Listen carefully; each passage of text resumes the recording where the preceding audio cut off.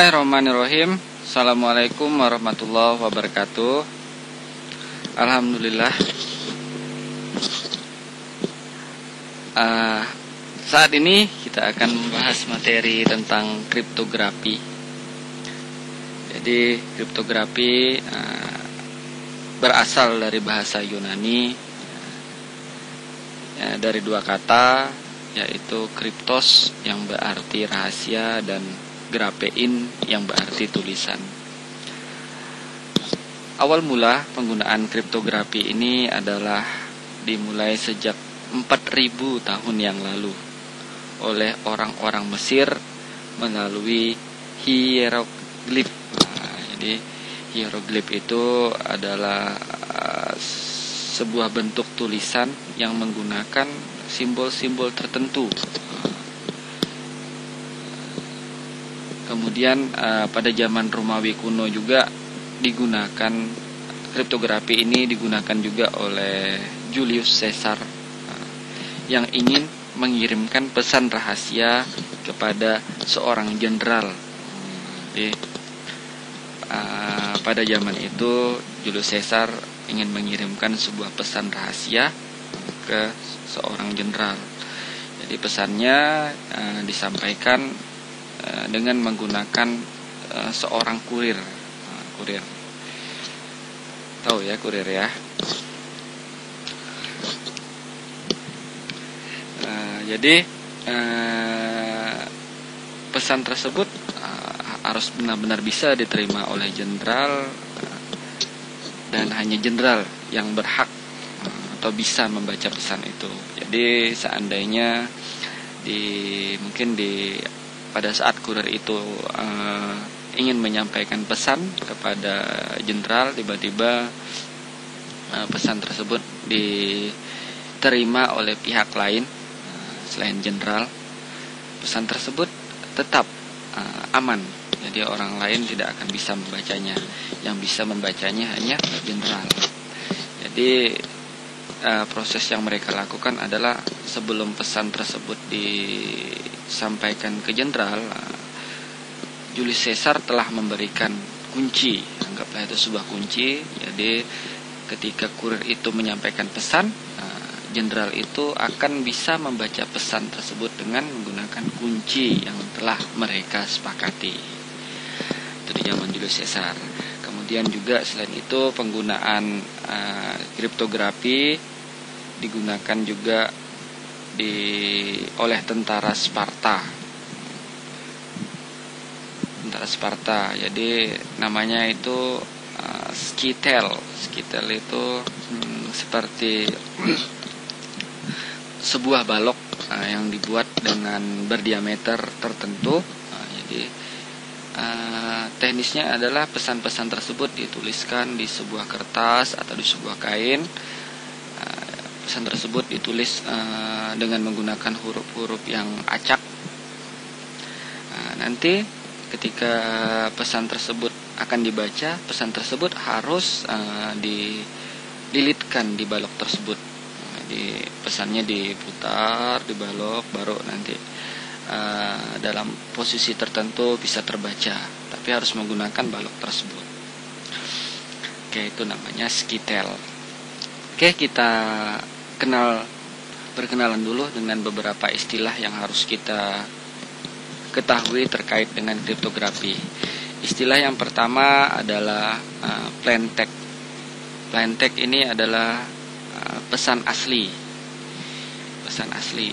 Kemudian istilah yang kedua adalah ciphertext. Ciphertext ini adalah pesan rahasia atau informasi rahasia. Jadi plain text ini akan berubah menjadi ciphertext jika melewati proses yang dinamakan enkripsi. Proses dari enkripsi tersebut juga harus menggunakan sebuah kunci. Kita misalkan namanya kunci A.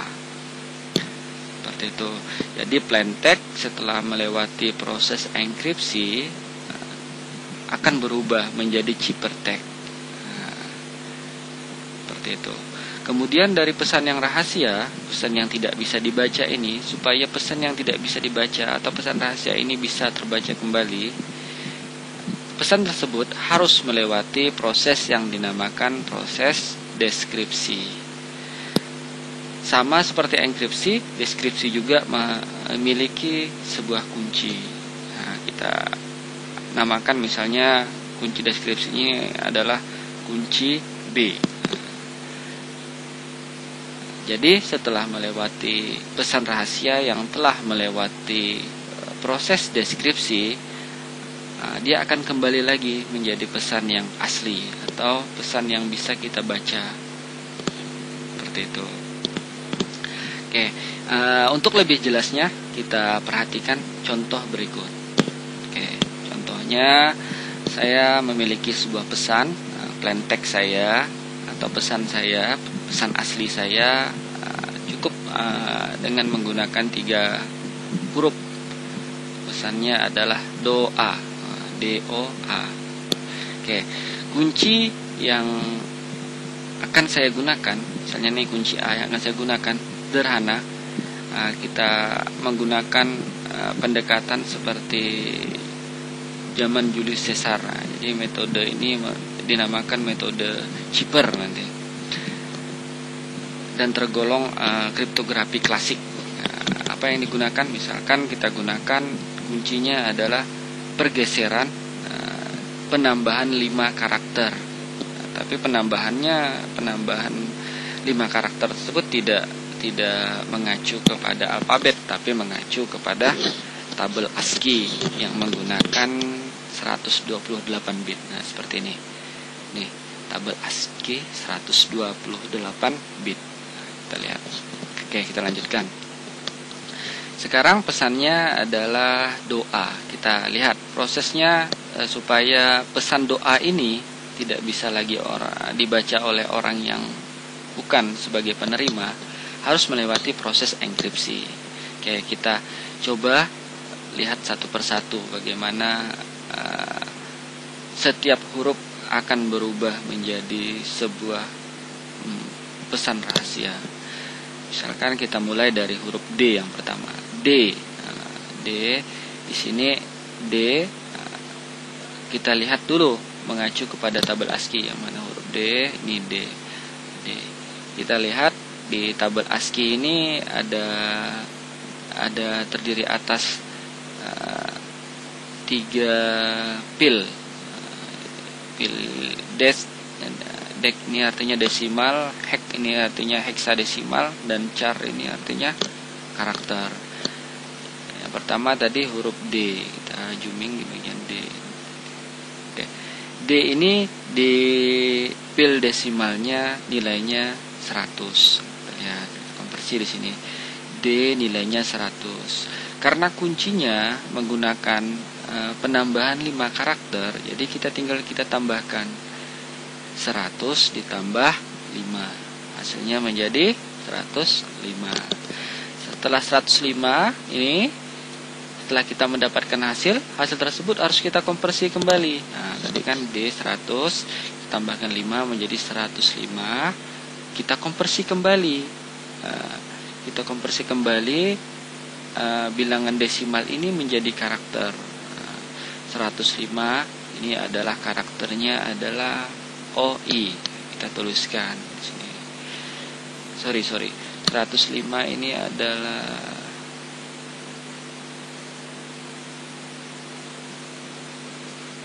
I. Oh ya. Jadi di sini berubah menjadi I. Oke. Kemudian kita lihat yang berikutnya. O. O ini kita lihat di tabel ASCII. O kecil, nilai desimalnya 111. Kemudian ditambah 5 menjadi 116. Sama seperti yang cara yang sebelumnya. 116 itu kita konversi kembali menjadi karakter, nilainya adalah T. Karakternya adalah T. Nah, kemudian A. Kita lihat nilai desimal dari A. Nilai desimal dari A kecil. A kecil itu nilai desimalnya 97 ditambah dengan 5. 1, 2, 3, 4, 5.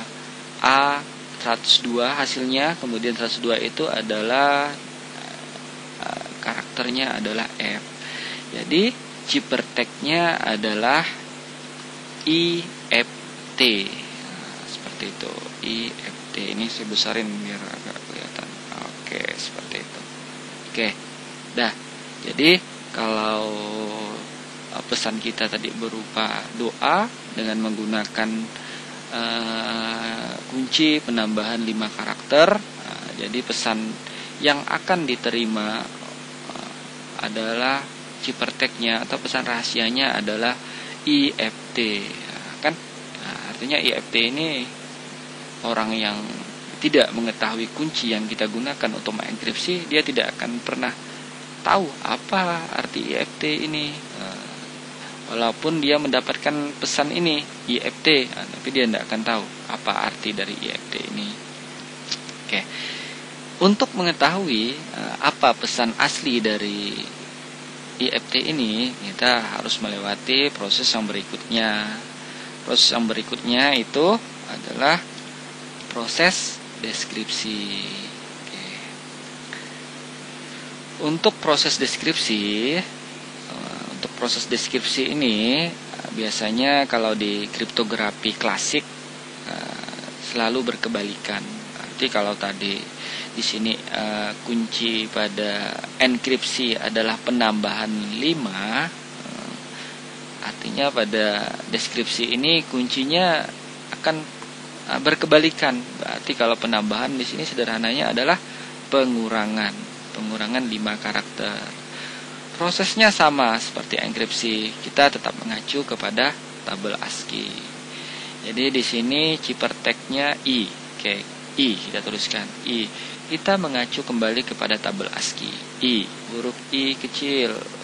Oke, 105. Nilainya 105. Kita lihat di sini. I nilainya 105 dikurang dengan 5. Kemudian hasilnya adalah 100. Kita lihat 100 nih. 100 adalah karakternya adalah D. Oke. D. Kemudian kita lanjutkan I. Sorry ini salah nih. Kemudian F.